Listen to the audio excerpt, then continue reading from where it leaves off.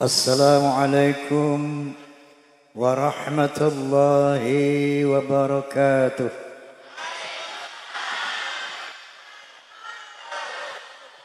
Bismillahirrahmanirrahim.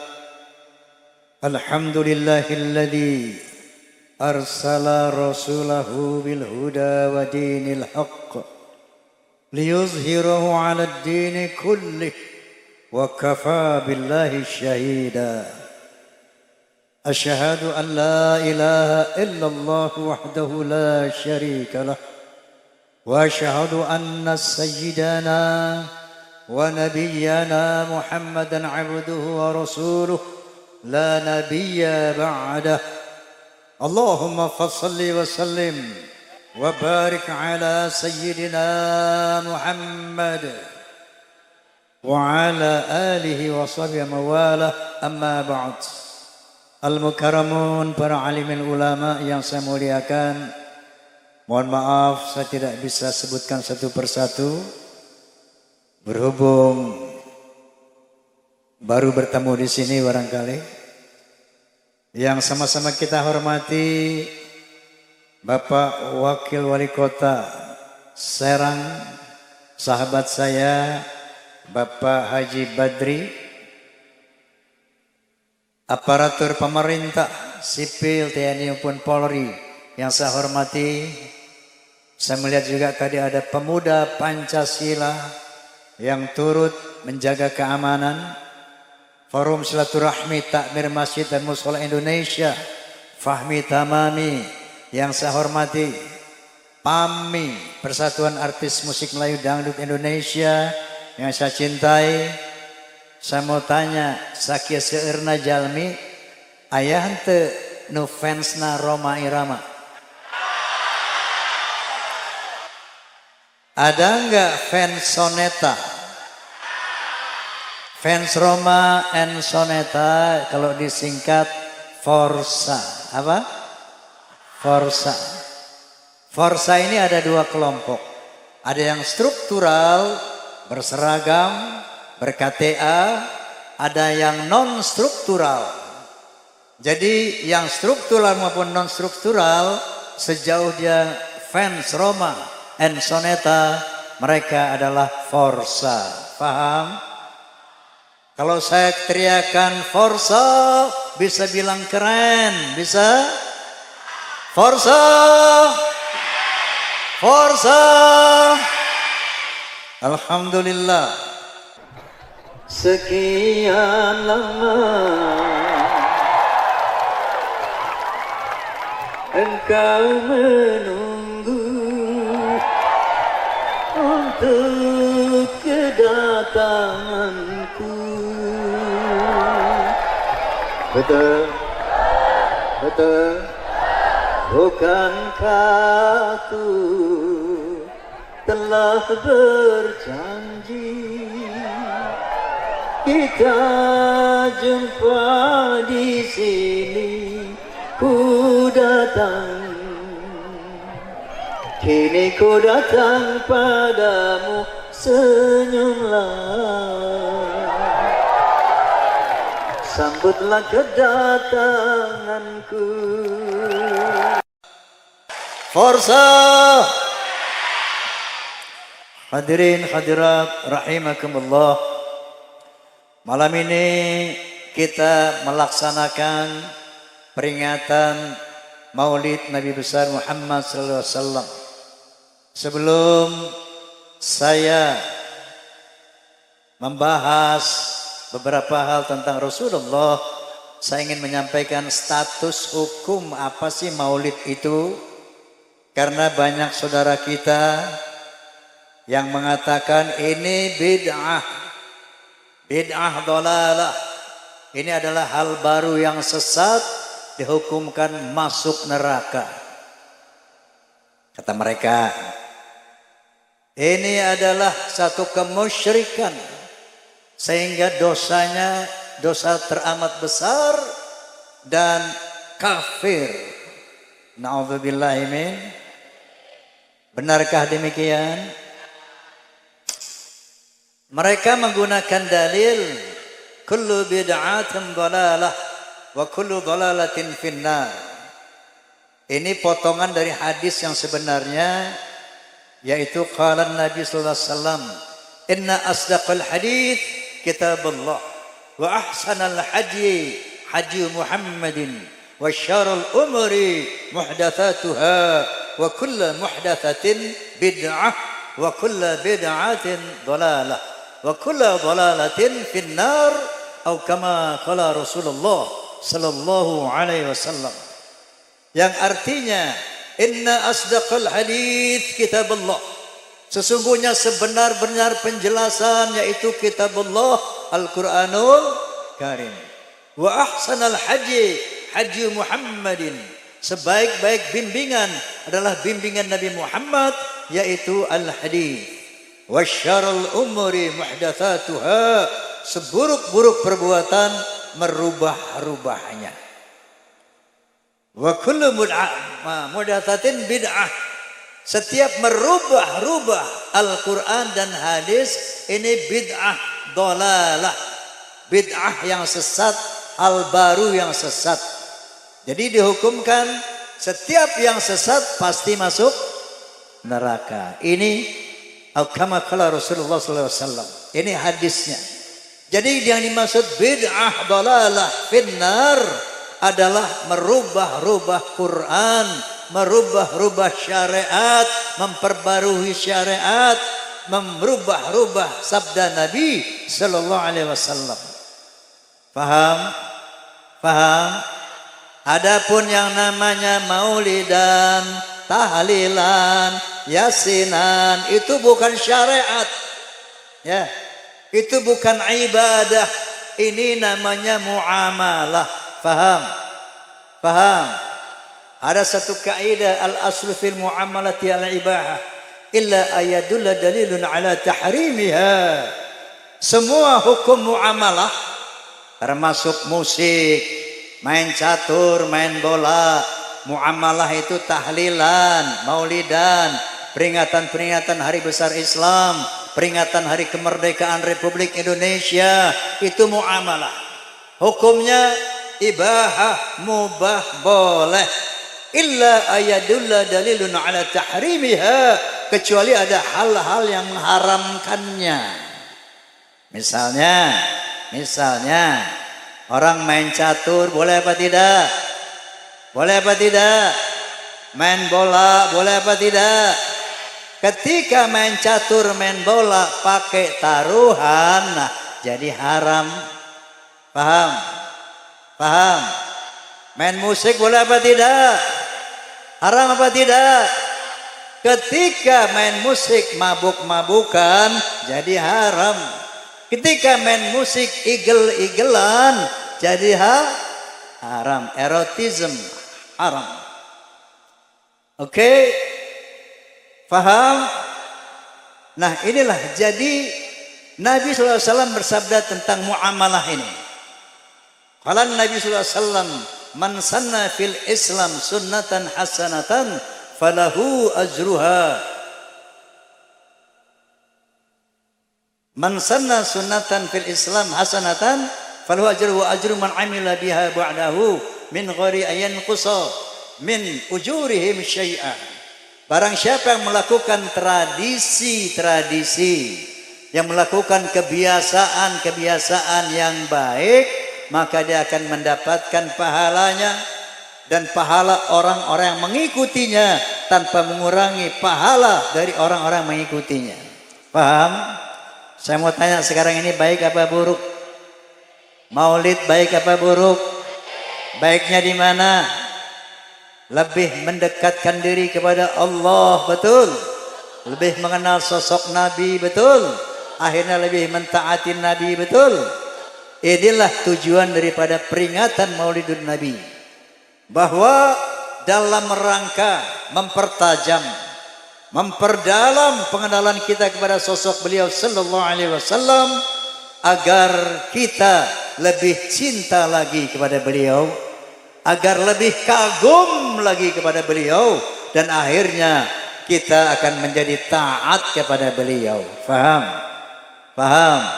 Makanya Allah Subhanahu wa taala berfirman, "Qul in kuntum tuhibbunallah fattabi'uni yuhibbukumullah wa yaghfir lakum dzunubakum wallahu ghafurur rahim. Sadaqallahul azim. Allah Subhanahu wa taala berfirman, katakan ya Muhammad kepada manusia, seandainya kamu cinta kepada Allah, maka taatlah kepadaku. Kalau kamu taat kepada Nabi, maka Allah akan mencintai kamu dan akan mengampuni dosa-dosamu. Mau dicintai Allah? Pasti. Mau diampuni dosa kita oleh Allah? Pasti. Syaratnya taat kepada Nabi sallallahu alaihi wasallam. Ketaatan kepada Nabi hakikatnya ketaatan kepada Allah Subhanahu wa ta'ala. Oleh karena itu, wa qala ta'ala aidan, wa ma ataakumur rasulu fakhudhuhu wa ma nahakum anhu fantahu. Apa yang diperintah oleh Nabi laksanakan, dan apa yang dilarang oleh Nabi tinggalkan. Inilah tujuan peringatan Maulid Nabi, untuk memperdalam, mempertajam pengenalan kita terhadap sosok beliau, sehingga muncul kecintaan, kekaguman, akhirnya ketaatan kepada beliau sallallahu alaihi wasallam. Oke, sudah siap untuk mengenal Nabi? Oke, kita mulai dari biografi singkat beliau.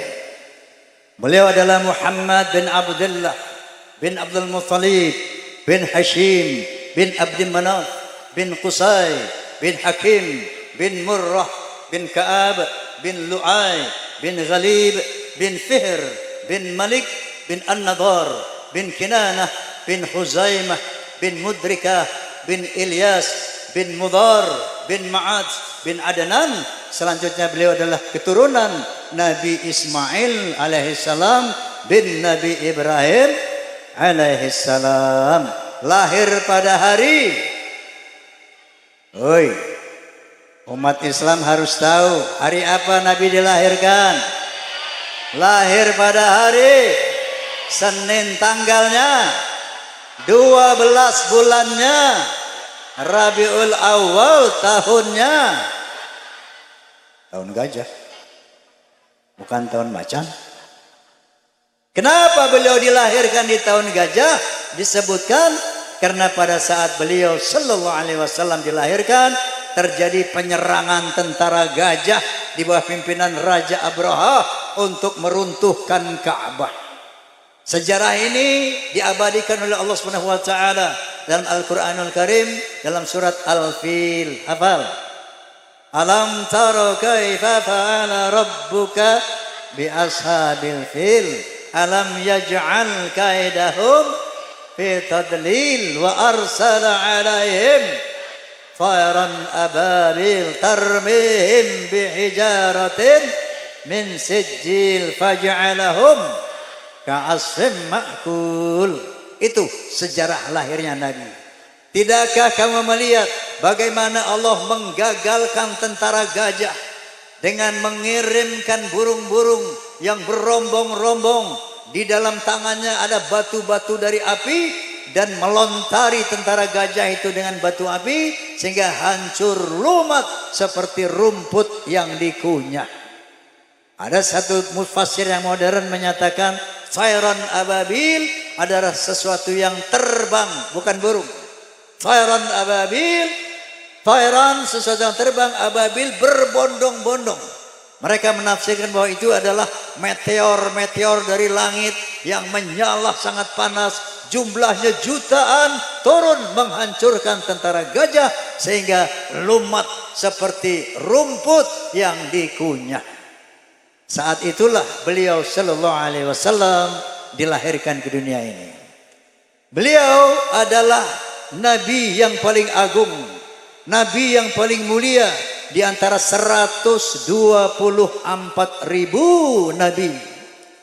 Nabi ada berapa? 124.000 jumlahnya, Masya Allah.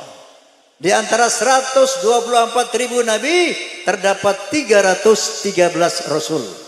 Muhammad SAW adalah Nabi yang teragung di antara semuanya, diantaranya dengan alasan pertama, karena teritorial dakwah beliau tidak sama dengan teritorial dakwah para nabi sebelumnya. Kalau nabi-nabi sebelumnya hanya diutus oleh Allah untuk bangsanya masing-masing. Contoh Nabi Lut alaihi salam. Tahu Nabi Lut? Kenal? Kenal di mana loh? Nabi Lut alaihi salam hanya diutus untuk bangsanya saja, yaitu bangsa Sadum. Bangsa apa? Sadum. Nabi Hud alaihi salam hanya diutus untuk bangsanya saja, yaitu bangsa Ad. Nabi Saleh alaihi salam hanya diutus untuk bangsanya saja, itu bangsa Thamud. Begitu juga Nabi Isa alaihi salam yang dikenal dengan nama Yesus Kristus, beliau juga hanya diutus untuk bangsa Israel saja. Ini difirmankan oleh Subhanahu wa taala, wa rasulan ala bani Israel. Nabi Isa alaihissalam hanya diwajibkan, hanya dijadikan rasul untuk bangsa Israel saja. Oleh karena itu, kitab-kitab suci sebelum Al-Quran sifatnya sederhana saja, tipis-tipis, ya, sederhana isinya itu. Lain dengan Nabi Muhammad SAW, beliau tidak diutus untuk bangsa Arab saja, tapi beliau diutus untuk seluruh bangsa-bangsa di dunia, untuk seluruh manusia di dunia, termasuk orang Indonesia. Bahkan desa naon gitu Pak Badri? Kopok, kompok, tompok, tompok, nyompok, lain popok kan? Sebagaimana firman Allah Subhanahu wa taala, "Wa ma arsalnaka illa kafatan linnas." Masya Allah. Ya Muhammad, tidaklah engkau aku utus kecuali untuk seluruh manusia, termasuk untuk orang nyompok. Alhamdulillah. Allahumma salli ala Muhammad. Allahumma salli ala Muhammad. Karena wilayah dakwah Nabi Muhammad bersifat universal, dunia, maka beliau dibekali dengan kitab suci yang holistik, komprehensif, Al-Quranul Karim, terdiri daripada 6.666 ayat, 14 surat, 30 juz. Itu lengkap sebagaimana firman Allah Subhanahu wa taala, "Al-yauma akmaltu lakum dinakum." Hari ini aku sempurnakan agamamu. Artinya sebelum Nabi Muhammad datang, agama Allah belum sempurna. Paham? Setelah Nabi Muhammad datang, la nabiyya ba'dah, enggak ada lagi nabi setelah Muhammad. Kalau ada, nabi palsu. Pernah dengar nabi palsu? Muhammad Sodek di Depok di mana dah? Ngaku nabi ya. Terus kemudian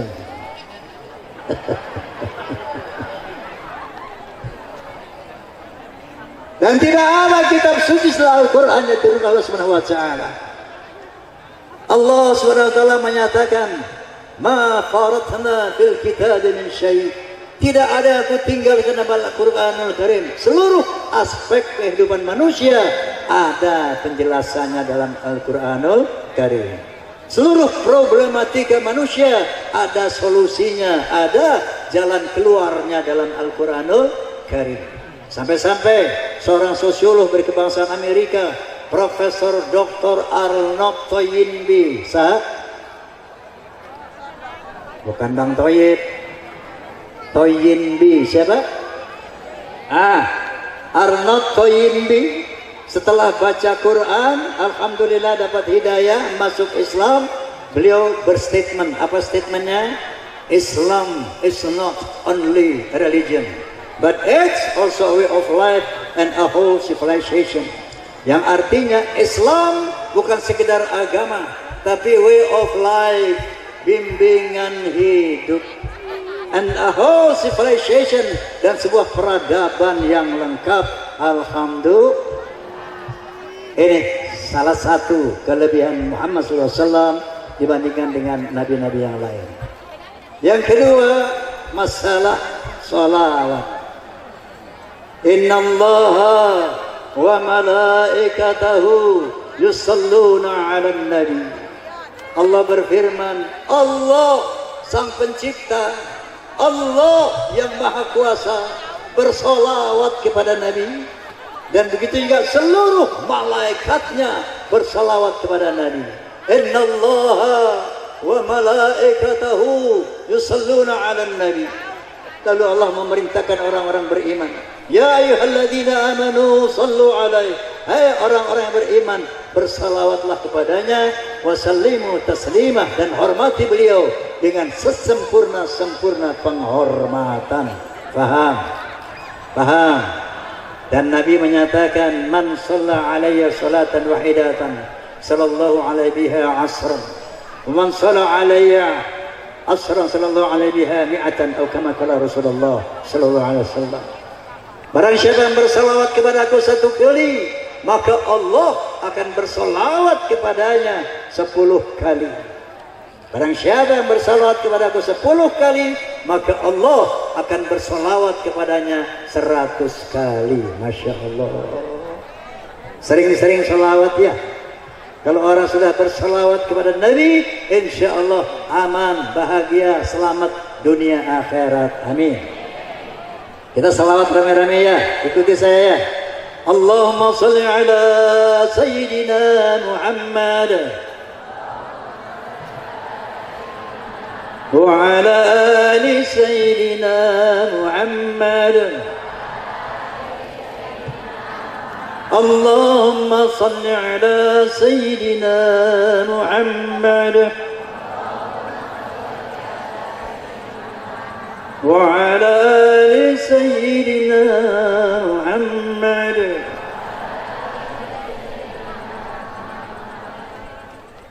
Kelebihan yang lain apa?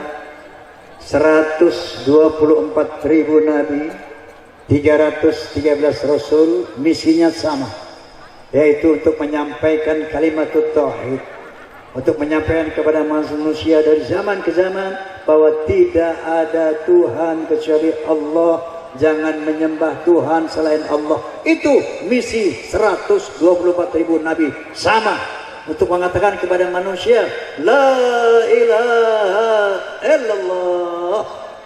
Tapi bagi Nabi Muhammad ada satu misi yang spesifik, yaitu membangun akhlak manusia.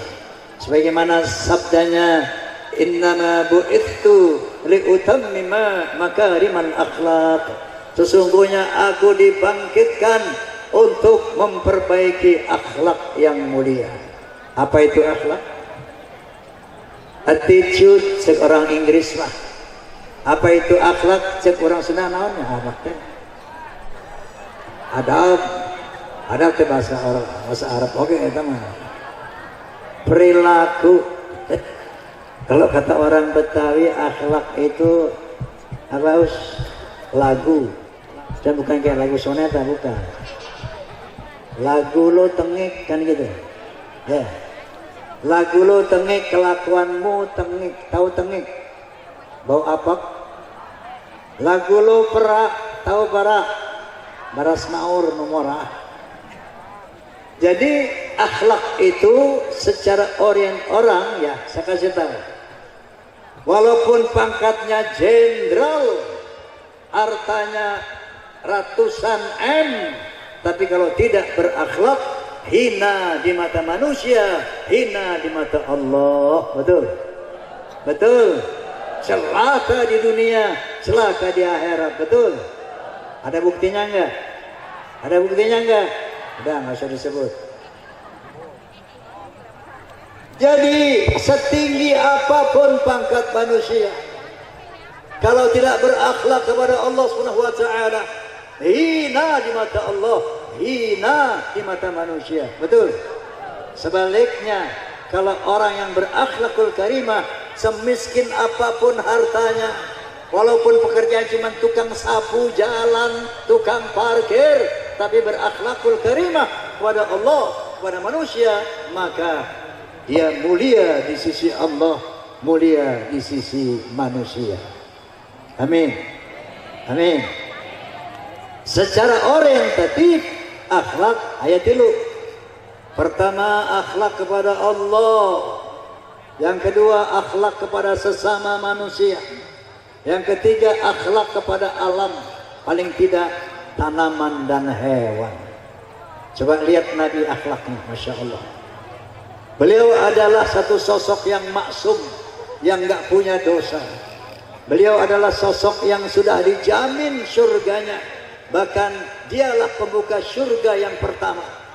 Tapi sholatnya Pak Bu, Masya Allah, di samping sholat 5 waktu, sholat rawatib, sholat malamnya sampai bengkak kakinya. Beliau dijamin surga. Beliau tidak punya dosa, tapi sholat sampai bengkak kakinya. Beliau adalah sosok yang maksum, tidak punya dosa, tapi istighfarnya Masya Allah 100 kali satu hari. Sayyidul istighfar, raja istighfar.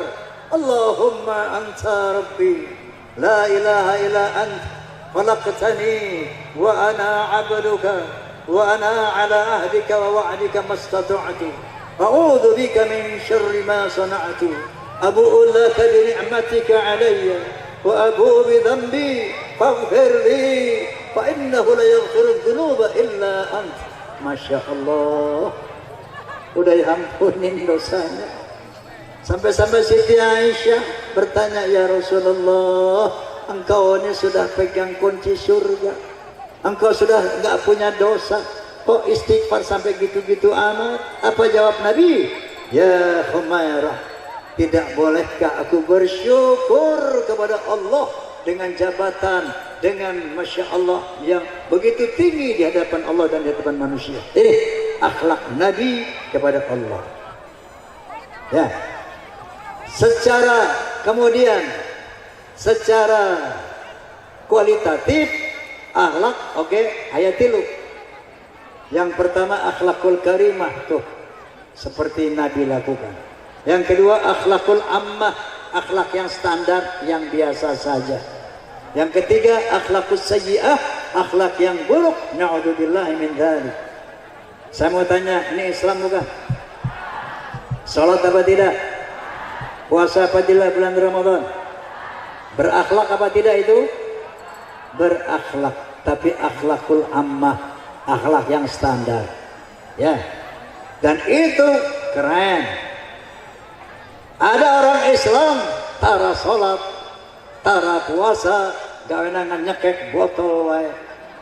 Ieu teh namanya akhlakus sayyi'ah kepada Allah Subhanahu wa taala, akhlak yang buruk kepada Allah Subhanahu wa taala. Nabi mencontohkan akhlakul karimah kepada sesama manusia, Masya Allah. Allah Subhanahu wa taala berfirman, laqad ja'akum rasulun min anfusikum azizun 'alaihi ma 'anittum harisun 'alaikum bil mu'minina raufur rahim. Sungguh telah datang seorang nabi dari bangsamu sendiri. Dia sangat berat terhadap penderitaan umatnya, berat, dan sangat menginginkan kebahagiaan bagi umatnya. Ini akhlak Nabi.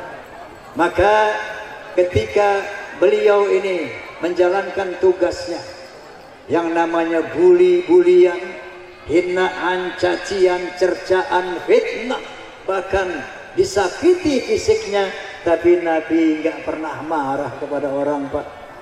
Nggak pernah sakit hati kepada orang yang menganiayanya. Salah satu contoh, Nabi kalau di kota Mekah, ya, itu kalau mau ke masjid lewat gang kecil, gang sempit. Di kiri kanannya ada rumah dari tanah, biasa di Mekah itu 2-3 tingkat. Di situ ada satu orang Yahudi yang benci banget sama Nabi. Kalau Nabi lewat, diludahin. Cuk. Nabi cuma mengusap, menoleh, tersenyum. Lewat lagi, diludahin. Cuk. Nabi cuma mengusap, menoleh, tersenyum. Begitu tiap hari. Hingga sampai satu hari beliau lewat situ, loh kok nggak ada ngeludahin ini. Dia tanya sama orang situ, Kang, ya dia di mana? Ini rupanya orang nyompok ini orang ini. Nu biasa nangtung dirinya ke mana teh jelema? Oh, eta teh si fulan Muhammad. Ka mana geuning teu aya euy. Itu keur gering, lagi sakit, iya. Rumahnya mana? Tak, eta. Nabi pulang lagi bu, minta roti, kurma sama susu sama istrinya. Ya Rasulullah, buat apa makanan ini? Aku mau menyambangi orang sakit. Masya Allah. Yang selalu meludahi dia, didatangi bukan dibalas diludahi, tapi dibawain makanan, didoakan sampai sembuh. Pak, Bu, saya mau tanya, ada berapa kali maulid? 10 kali? 100 kali? Kalau bapak ibu diludahin orang, bapak apain tuh orang? Hei, santet. Masya Allah. Pernah Nabi dakwah di kota Taif. Beliau dilempari batu, Pak. Berdarah tangan kakinya. Jibril alaihissalam berbisik, ya Muhammad, angkat tanganmu kepada Allah subhanahu wa ta'ala. Minta agar mereka yang durhaka ini diazab, biar aku sebagai eksekutornya. Nanti aku yang akan himpit orang Taif ini dengan 2 buah bukit. Apa kata Nabi? Jangan Jibril. Aku masih berharap anak cucu mereka beriman kepadaku, beriman kepada Allah subhanahu wa ta'ala. Tapi Nabi angkat tangan juga. Allahumma hdi qaumi fa innahum la ya'lamun. Ya Allah, berikanlah hidayah kepada umatku. Ampuni mereka karena mereka melempari dengan batu, karena mereka tidak tahu, enggak mengerti. Masya Allah, ini akhlak Nabi kepada sesama manusia. Pak, kalau bapak disamit sama batu, bapak apain itu orang? Hah? Sambit lagi. Oh, dikadek merenya. Amin. Ini akhlak Nabi. Ya. Dan kepada hewan dan tanaman. Tanaman, awas. Yang punya kebun di rumah, ada yang punya taman nggak di rumah? Nggak punya. Yang punya tanaman, yang suka beli pohon di jalanan, kemudian disimpan di rumah, hati-hati. Kalau itu pohon yang Anda beli nggak dirawat, dosa kamu. Kenapa? Pohon itu hidup, punya nyawa, punya rasa sakit, punya rasa nikmat. Yusabbihu lahu ma fis samawati wal ard, dan mereka bertasbih kepada Allah dengan caranya. Boleh saya bacakan satu ilustrasi ya? Saya cerita boleh? Nah, tahun 1930, berapa tahun yang lalu itu? Hei, berhitung coba. Tahun 1930, kurang lebih 92 tahun yang lalu, ada seorang Amerika namanya Dr. Bos. Dia seorang botanis, artinya seorang ahli tanam-tanaman.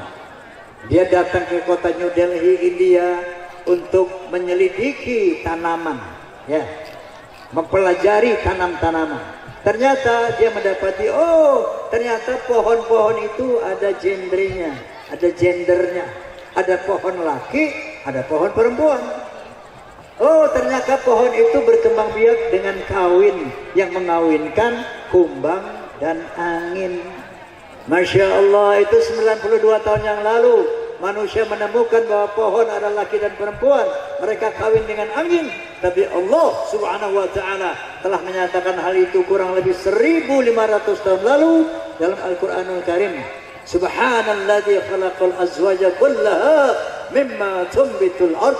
Maha suci Allah yang telah menjadikan pohon-pohon di muka bumi berpasang-pasangan. Masya Allah. Wa arsala riyaha lawaqiha. Aku utus angin sebagian untuk mengawinkan. Masya Allah, hebatnya Al-Quranul Karim. Makanya Bapak Ibu, kalau nanti melihat angin ribut, angin kencang, nggak usah ribut ya. Itu pohon lagi pada kawin. Ya, kalau lihat ada pohon rubuh, pasti pohon udah tua. Makanya kalau udah tua jangan kawin lagi ya. Rubuh nanti. Nah, Nabi kalau ketemu pohon beri salam, assalamualaikum, karena dia menjawab salam pohon itu. Nabi kalau kepentingan sama pohon, diambil pisau yang tajam, Bismillah, ya Allahu Akbar, potong lalaunan seret. Dijaga perasaan pohon itu. Karena dia bernyawa, hidup, bahkan bertasbih kepada Allah Subhanahu wa Ta'ala. Akhlak kepada hewan. Ada satu kisah, beliau mau sholat Jumat, mau mengambil sorbannya untuk sholat Jumat, tetapi didapatinya sorbannya tengah ditiduri oleh seekor kucing. Untuk tidak mengganggu kucing, maka digunting sorban itu, Pak. Ibu, kalau mau kenanya ditidurin kucing, dinaonkeun ta kucing? Oh, disepak muridnya. Ini akhlak Nabi. Maka kata Subhanahu wa Ta'ala, laqad kana lakum fi Rasulillahi uswatun hasanah. Sesungguhnya pada diri Nabi terdapat akhlak-akhlak yang mulia yang harus kamu teladani. Itu gunanya kita maulid, Bu. Itu gunanya kita maulid, Pak, untuk mengetahui bagaimana akhlak Nabi dan sebisa-bisanya kita meniru akhlak Nabi. Allah mengatakan bahwa la yukallifullahu nafsan illa wus'aha. Allah tidak membebani manusia kecuali sejauh kemampuannya saja. Sebisa-bisanya mari kita tiru akhlak Nabi kepada Allah. Mari kita tiru akhlak Nabi kepada manusia. Mari kita tiru akhlak Nabi kepada hewan dan tanaman. Saya punya satu lirik, tapi saya minta semuanya ikut kurs. Setuju? Setuju? Judulnya akhlak. Dalam berbicara harus memakai akhlak. Rame-rame akhlaknya. Paham? Setuju? Dalam berbicara harus memakai akhlak. Di dalam berbusana harus memakai akhlak. Dalam rumah tangga harus memakai akhlak. Di dalam bernegara harus memakai akhlak. Manusia mulia hanyalah dengan akhlak. Manusia kan hina kalau tidak berakhlak. Harta dan jabatan tak menjadi ukuran. Betul? Betul? Semuanya.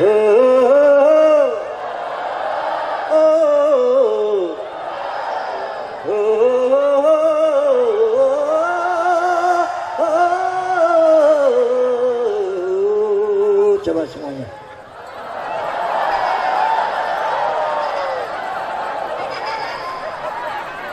Manusia adalah sebaiknya ciptaan. Betul. Manusia adalah sebaiknya ciptaan. Akhlak membedakan manusia dan hewan. Karena hewan tidak punya keimanan dan tak punya pemikiran. Hidup bebas tidak terikat oleh hukum dan juga peraturan.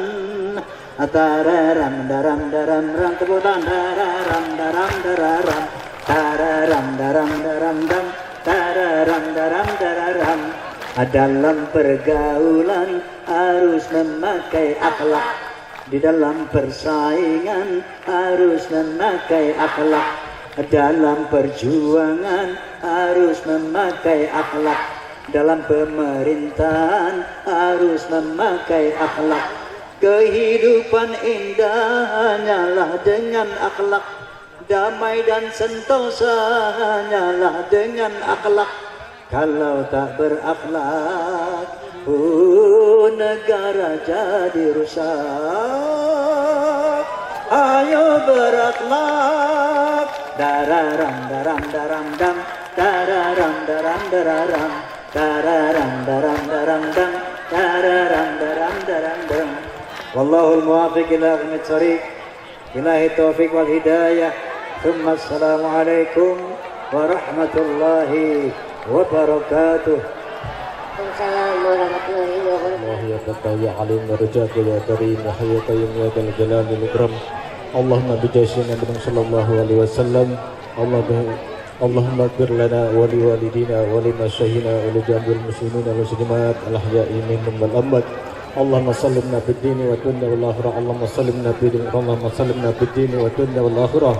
اللهم افتح لنا أبواب الخير اللهم افتح باب النعمة اللهم افتح باب الرزق اللهم افتح باب القوة اللهم افتح باب السعة اللهم افتح باب السلامة اللهم افتح باب العافية اللهم افتح باب الجنة اللهم آتنا من كل بلاء الدنيا وعذاب الآخرة واصرفنا بحق القرآن ونبيك الكريم شر الدنيا وعذاب الآخرة ربنا تقبل منا إنك أنت السميع العليم وتب علينا إنك أنت التواب الرحيم ربنا آتنا في الدنيا حسنة وفي الآخرة حسنة وقنا عذاب النار ذلك سبحان ربك رب العزة عما يصفون وسلام المرسلين والحمد لله رب العالمين والسلام عليكم ورحمة الله وبركاته.